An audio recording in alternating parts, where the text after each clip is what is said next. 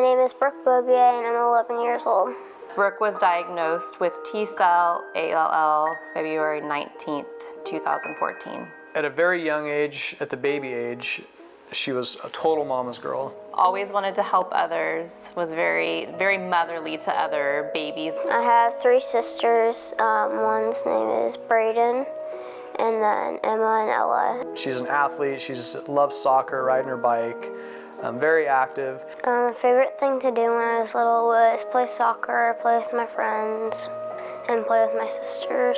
Probably between 7 and 8 when we became a little bit concerned. The real red flag came at it was a fun run. A memorial Fundraiser. At the moment we parked in the parking lot to go get registered and everything.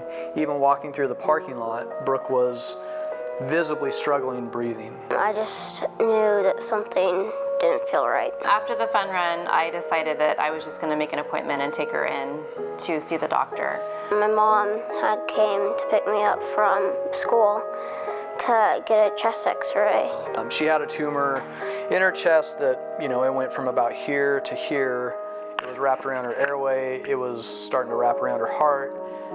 This lung was completely collapsed. This lung was, about halfway collapsed. The doctor came in and said, we're very concerned and something's going on and you need to go right now and they're waiting for you at Kaiser. And I said, what are we looking at? What are we talking about? And she said, we think she has cancer. I called Josh and I said, you need to come home.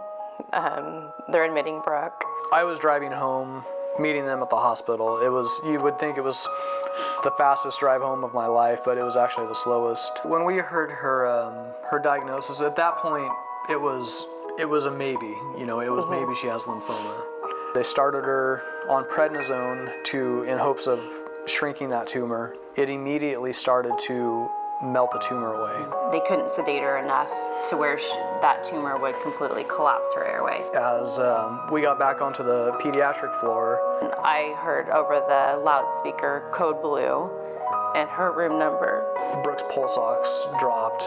At one point, I walked out of the room and I fell on my knees in the middle of the hallway.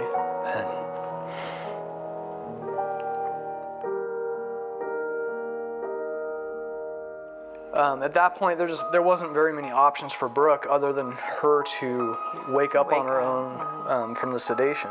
And I was sitting by her bed, rubbing her legs, talking to her, and eventually she started stirring and she woke up. Being in the hospital for 100 days, it was hard because my counts were low and I couldn't see my sisters. Brooke now, she's doing very well. Cancer-wise, she's in complete remission. June 24th is her end date for chemo. Her 1-year anniversary of being diagnosed, she decided she wanted to be baptized. And that was her way of making it a happy day for us and not just a hard day. My teacher, she had this little mascot and it was a bulldog. And I knew that was the dog I wanted. So now I have a little dog named Bo. He loves playing with anything. He does not like to go near the water because he can't swim. She has osteonecrosis now in her hips, which is a side effect to the prednisone. There's not a lot of options for it right now. They can't do corrective surgery because she's not done growing. Therapy-wise, the doctor recommended, as an alternative, get her on a horse, riding bareback or with a bareback pad. And he said it's a great therapy to try and get some flexibility. It spreads the legs, it gets some flexibility back in there.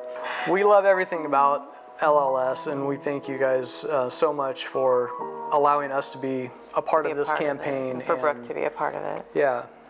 Thank you, LLS, for raising money and trying to find a cure for cancer.